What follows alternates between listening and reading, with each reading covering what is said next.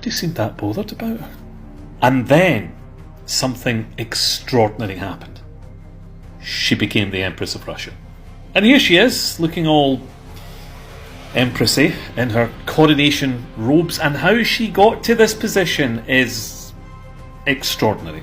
You see, when Peter the Great died, he didn't leave any issue, and there were other other men actually, who could have taken the throne in Anna's stead. However, the council who were responsible for choosing the next sovereign were ambitious folks, and they thought a widow woman from Latvia who'd been away from the Russian court for over 20 years at this point would be a soft touch, that she would be malleable, that she would be controllable. And so they said, Anna, come on, come to Russia, we'll put you on the throne and we'll tell you how to rule. Yeah, Anna wasn't having that. She accepted their offer, she ascended the throne in 1730, and then proceeded to dismiss the council who thought that they were going to rule the country through her, and anyone who disagreed with her she simply sent to Siberia or had quietly murdered. And so she went from a young girl who nobody, including her parents, were that interested in, and people used to refer to as a slab of meat, to quite literally one of the most powerful people on earth at that time.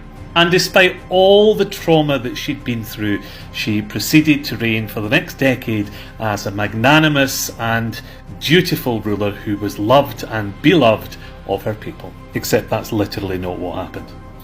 Anna was damaged goods. She was pretty traumatised by her life up until this point, and she took it out on everybody around her.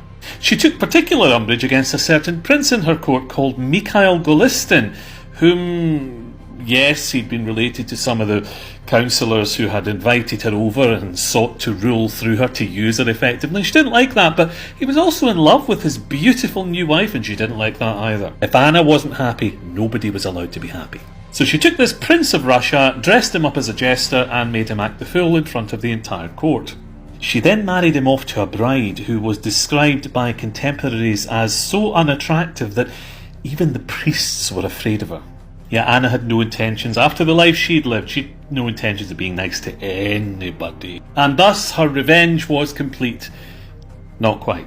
She then did something so psychopathic, people still talk about it to this day in Russia. She had an ice palace built, a palace of ice. It's not a euphemism, it was a palace built from ice in Russia.